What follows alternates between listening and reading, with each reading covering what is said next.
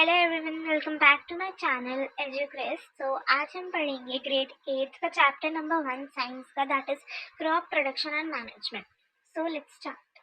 Paheli and Buju went to their uncle's house during the summer. Their uncle is a farmer. They saw some tools like खुरपी, sickle, shovel, plow, etc. in the field. तो पहेली और भूजू अपने uncle के घर जाते हैं summer vacation के टाइम पे, और उनके अंकल जो है वो एक फार्मर है। तो उन्होंने बहुत सारे टूल्स देखे, जैसे कि खुरपी, सिकल, शॉवल, प्लो, उनकी फील्ड में। अब भूजू कहता है कि मेरे को ये जानना है कि हम इन टूल्स को कहाँ और कैसे यूज करते हैं। तो इसके बारे में पढ़ते हैं। You have learned that all living organisms require food. By अब इसमें ये बोल रहे हैं कि हर एक जो भी ऑर्गेनिज्म जो लिविंग है उन्हें जो है खाना चाहिए होता है। खाना क्यों चाहिए होता है? एनर्जी के लिए, ताकि उन्हें खाने से एनर्जी मिले and then they can continue with their daily task and all. ठीक है। Plants can make their own food themselves. अब जो प्लांट्स है वो तो फोटोसिंथेसिस से अपना खाना बना लेते हैं, ठीक है, लेकिन animals including humans can not make their own food. अब एनिमल्स और जो ह्यूमंस होते हैं वो अपना खाना खुद नहीं बना सकते, तो एनिमल्स और ह्यूमंस को अपना फूड मिलता कहाँ से? ठीक है। अब सबसे पहले हमें खाना खाना ही क्यों है? तो वही जैसे मैंने बताया कि जो एनर्जी होती है वो हमें फूड से मिलती है, और वो ऑर्गेनिज्म जो है अपने डेली टास्क को कैरी आउट करने के लिए जो है उस एनर्जी को यूज करते हैं। और वो डेली टास्क हो गए जैसे डाइजेशन, रेस्पिरेशन, एक्सक्रीशन। ठीक है। We get our food from plants और एनिमल्स और बोथ। ठीक है। हम ह्यूमंस को अपना खाना और एनिमल्स को भी अपना खाना या तो प्लांट से मिलता है या एनिमल से मिलता है। प्लांट से जैसे हम जो वेजिटेबल्स वगैरह कहते हैं, और एनिमल्स से जो नॉन वेजिटेरियन लोग होते हैं वो सब। ठीक है। Since we all need food, how can we provide food to a large number of people in a country? अब एक कंट्री में बहुत बड़ी पॉपुलेशन होती है, 2-3 बंदे तो होते नहीं है, तो इसमें वो जो पूछता है कि इतने बड़े वो पॉपुलेशन को खाना कैसे दे?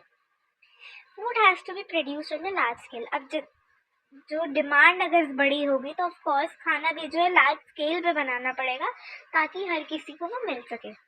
In order to provide food for a large population, regular production, proper management and distribution is necessary. So what all things are necessary for providing food for a large population? Regular production, proper management and distribution. ये सब चीज़ें जो है necessary होती है ताकि हर किसी को खाना मिल सके। ठीक है। अब खाना अगर बनेगा ही नहीं, मतलब ऐसे एग्रीकल्चर होगा ही नहीं, तो ऑफ कोर्स लोगों को खाना कैसे मिलेगा? सब तो भूखे मर जाएंगे, है ना? ठीक है। Next, agricultural practices. Till 10,000 BCE, people were nomadic. They were wandering in groups from place to place in search of food and shelter. ठीक है। अब 10,000 BCE तक लोग जो है वो नोमैडिक थे। नोमैडिक मतलब वो एक से दूसरी जगह जो है घूमते रहते थे, खाने की सर्च में और शेल्टर की सर्च में। ठीक है। They ate raw fruits and vegetables and started hunting animals for food. अब उन्होंने जो है फ्रूट्स और वेजिटेबल्स खाना शुरू कर दिया और एनिमल्स को हंट करना शुरू कर दिया अपने खाने के लिए। Later they could cultivate land and produce rice, wheat, agriculture and other food crops. Thus was born agriculture. अब बाद में जाकर उन्होंने सीखा कि कल्टीवेशन यानी कि लैंड को कल्टीवेट कैसे कर सकते हैं। उन्होंने ये सीखा और उन्होंने राइस उगाना सीखा, वीट उगाना सीखा, और बहुत सारे अदर फूड क्रॉप्स जो हैं वो भी उगाना सीखा कि कैसे उगा सकते हैं। और इसलिए जो है हमारा आया एग्रीकल्चर। ठीक है। Where plants of the same kind are cultivated at one place on a large scale, it is called a crop. ठीक है।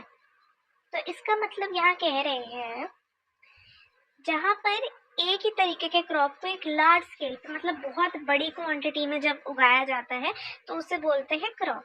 ठीक है। For example, crop of wheat means all the plants grown in a field are that of wheat. ठीक है। You already know that crops are of different types like cereals, vegetables and fruits.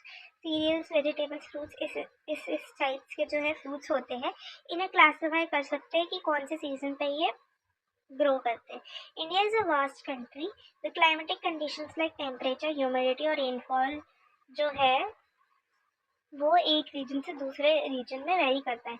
यानी कि कहीं पर temperature ज़्यादा होता है, कहीं पे कम होता है। ह्यूमिडिटी मतलब एनवायरनमेंट में जितना मॉइस्चर लेवल है, कहीं पे ज़्यादा मॉइस्चर लेवल होता है, कहीं पे कम होता है। ठीक है। और रेनफॉल भी कहीं पे ज़्यादा रेनफॉल होती है, कहीं पे कम रेनफॉल होती है। Accordingly there is the rich variety of crops growing in different parts of the country. Despite this diversity, two broad cropping patterns can be identified. These are Kharif crops. The crops which are sown in the rainy season are called Kharif crops. तो India में जो भी crops जो rainy season में grow होते हैं उन्हें बोलते हैं खरीफ क्रॉप्स. ठीक है. The rainy season is in India is generally from June to September. जो रेनी सीजन होता है इंडिया में वो जून से सितंबर तक लास्ट करता है. Paddy, maize, soyabean and groundnut and cotton are some kharif crops. ये एग्जाम्पल्स हैं. अब नेक्स्ट देख लेते हैं राबी क्रॉप्स.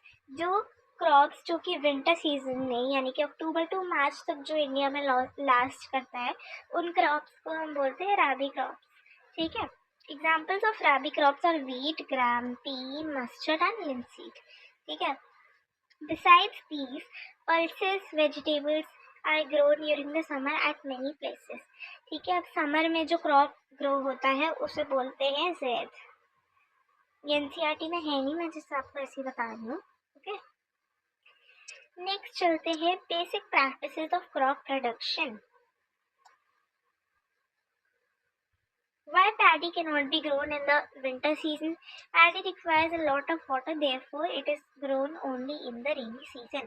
अब वो जो पूछता है कि जो पैडी होती है उसे हम विंटर सीजन में क्यों नहीं ग्रो कर सकते, तो इसका आंसर जो है पहली रहती है कि जो पैडी का क्रॉप होता है उसे बहुत ज़्यादा पानी चाहिए होता है उसकी ग्रोथ के लिए अच्छे से, और बहुत ज़्यादा पानी रेनी सीजन में ही मिल सकता है आराम से, इसलिए जो है उसे रेनी सीजन में उगाया जाता है. Cultivation of crops involves several activities undertaken by farmers over a period of time. अब क्रॉप्स को उगाने के लिए और उनके कल्टीवेशन के लिए उसमें जो है बहुत सारे अलग अलग स्टेप्स होते हैं, बहुत सारी अलग अलग एक्टिविटीज़ होती है जो फार्मर्स करते हैं कोई भी क्रॉप उगाने से पहले. You may find that these activities are similar to those carried out by a gardener or even by you when you grow ornamental plants in your house. अब अगर आप किसी गार्डनर को देखते हो या आप घर में कोई ना कोई प्लांट उगाते हैं तो आप ये देखोगे कि जो एक्टिविटीज वो गार्डनर कर रहे हैं और जो एक्टिविटीज आप वो सेम कर रहे हो वो फार्मर्स की एक्टिविटीज से लगभग सेम होगा. These activities or tasks are referred to as agricultural practices. अब ये जो स्टेप्स होते हैं, ये जो एक्टिविटीज होती है, जो टास्क होते हैं, उन्हें बोला जाता है एग्रीकल्चरल प्रैक्टिसेस, जो कि लिस्टेड बिलो है जो भी फार्मर से होती है. तो पहली होती है प्रिपरेशन ऑफ सॉइल, सेकेंड होती है सोइंग यानी कि सीड्स ग्रो करना, सीड्स डालना सॉरी. फिर होता है एडिंग मैन्योर एंड फर्टिलाइजर्स ताकि उसकी ग्रोथ को सपोर्ट कर सके. फिर उन्हें पानी देना, फिर उन्हें वीड से प्रोटेक्ट करना, वीड्स यानी कि अनवांटेड प्लांट्स, और लास्ट में हार्वेस्टिंग और स्टोरेज का काम होता है. अब इन सब चीज़ों को जो है हम डिटेल में पढ़ेंगे यहाँ पर.